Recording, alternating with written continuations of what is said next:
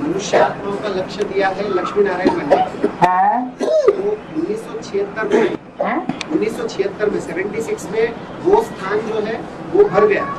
नारायण वाली आत्मा जो है उन्होंने वो स्थान को प्राप्त किया। देखो डॉक्टरी की पढ़ाई होती है, डॉक्टरी की पढ़ाई की जब परीक्षा होती है तो अव्वल नंबर में पास होने वाला कोई तो होगा,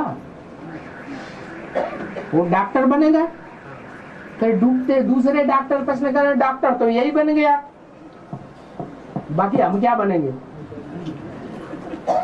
ऐसे हो सकता है? अरे जैसे पढ़ाई पढ़ेंगे वैसे ही तो बनेंगे। लक्ष्मी नारायण जैसे भी तो बन सकते हैं कि नहीं बन सकते? बन सकते हैं।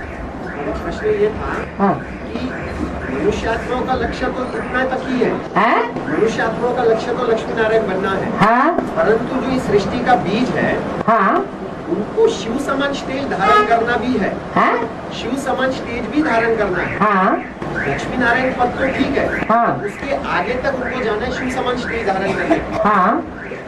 तो ये जो उन्होंने डबल लक्ष्य दिया अपने संसार में शिव ज्योति बिंदु पार्ट बजाने के हिसाब से ऊंच पार्ट है, या और आत्माएं जो ज्योति बिंदु है वो ऊंच पार्ट है, या शिव की आत्मा ब्रह्मा के द्वारा कहती है मैं तो सिर्फ ब्रह्मांड का मालिक बनता हूं, तुम तो त्रिलोकीनाथ बनते हो। तो ऊंचा पार्ट किसका हुआ? नंबर 1 बच्चे का हो गया। है? नंबर 1 बच्चे का हो गया। हाँ जी, जो बच्चे को लक्ष्य है कि जब तक बच्चे को आगे नहीं बढ़ाएंगे, जलते हुए घर से बाहर नहीं निकालेंगे, तब तक तुम बाप बाप प्रत्यक्ष नहीं हो सकते संसार के सामने। ऐसे ही जो लक्ष्य देने वाला है आत्मा, वो स्वयं उस बात को फॉलो नहीं करेगी, करेगी ना। इसलिए तो मनुष्य जीवन का जो लक्ष्य है वो तो प्राप्त हो चुका है, परंतु बाप बनने में अभी तक पास हुए नहीं है।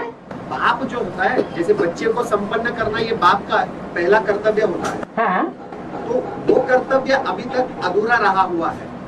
अधूरा हो, लेकिन बुद्धि में तो बैठ गई बात कि पहले मुक्ति चाहिए या जीवन मुक्ति चाहिए। पहले क्या चाहिए? पहले मुक्ति चाहिए। मुक्ति चाहिए तो परमधाम वासी निराकारी तुमको पहले बनाएगा। पहले आत्मा निराकारी निर्विकारी निरहंकारी बनेगी या देवता बनेगी? क्या बनेगी? है? आत्मा बनेगी। परम पद कौन सा है? पद परमधाम में बनते हैं या परमधाम से आत्माएं सृष्टि पर आती है तब पद बनते हैं? और जो पद डिक्लेयर होते हैं वो स्वर्णिम संगम युग में डिक्लेयर होते हैं या सतयुग में डिक्लेयर होंगे? तो जो शिव ज्योति बिंदु है वो आप समान पहले बनाता है। आप समान बनाकर नंबरवार आत्माएं परमधाम में निराकारी स्टेज में प्रवेश करती है, और जिस नंबर से प्रवेश करती है उसी नंबर से नीचे सृष्टि पर जब आवेंगी तब उनको कहा जाएगा परम पदधारी नंबरवार। इसलिए गीता में भी ये श्लोक आए हैं। 3 प्रकार की आत्माएं हैं, क्षर और अक्षर। कौन श्रेष्ठ है? अक्षर। क्षर माने क्षरित होने वाला, नष्ट, वो गिरने वाला, नाश होने वाला। तो जितनी भी मनुष्य आत्माएं हैं सबका क्षरण होता है, सब नीचे गिरती हैं।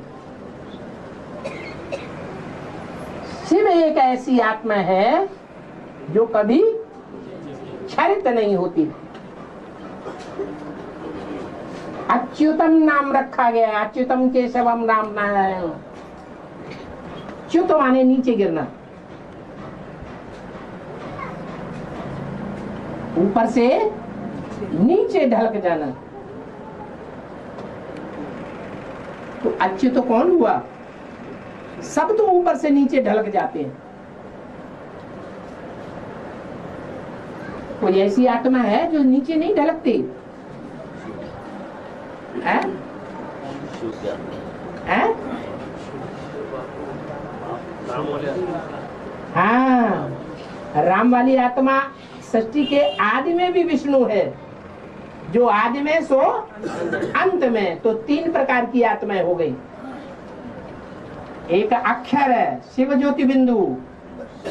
एक अक्षर है, जो भी 500 करोड़ आत्माएं हैं।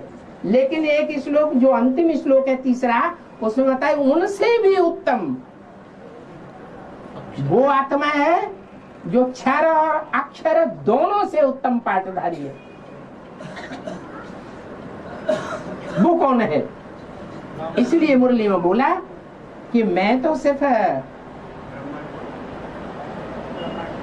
ब्रह्मांड का मालिक हूं और तुम त्रिलोकी नाथ हो, तीनों लोकों की नाथ हो।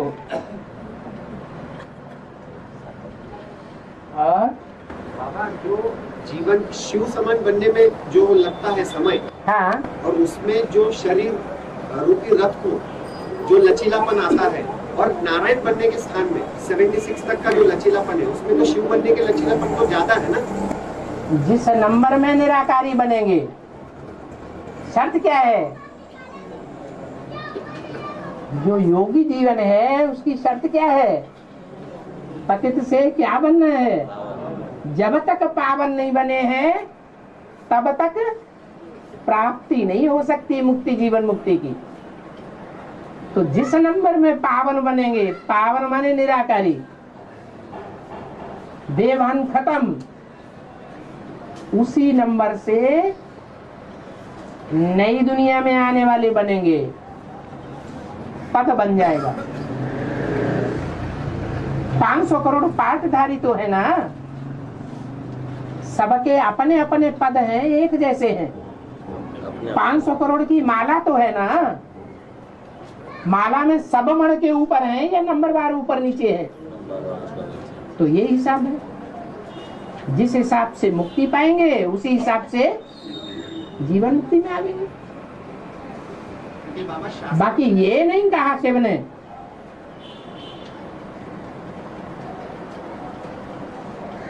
कि तुम्हारे समान बनाऊंगा। क्या करना है बाप को? बाप को सिर्फ आप समान बनाना है। और शास्त्रों में जो गायन है हाँ। कि शिव धनुष्य को राम ने तोड़ा,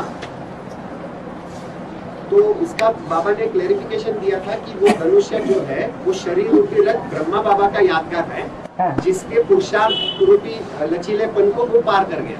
हाँ, त्रास कर दिया, तोड़ दिया। हाँ, लेकिन बाबा उसको शिव का धनुष्य कैसे कहा जाएगा? शिव उसमें उसको तैयार नहीं करता है।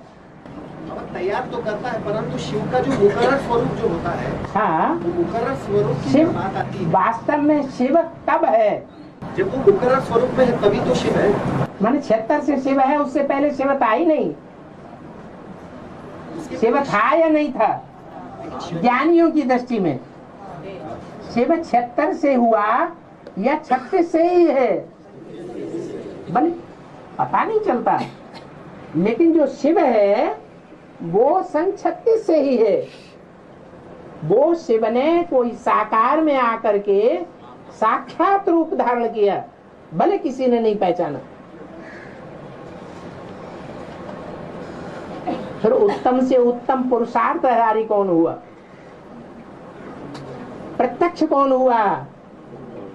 जगदम्बा प्रत्यक्ष हुई, लक्ष्मी प्रत्यक्ष हुई, या कृष्ण वाली आत्मा प्रत्यक्ष हुई? कृष्ण वाली आत्मा वो ही रथ हो गया, वो ही धनुष हो गया।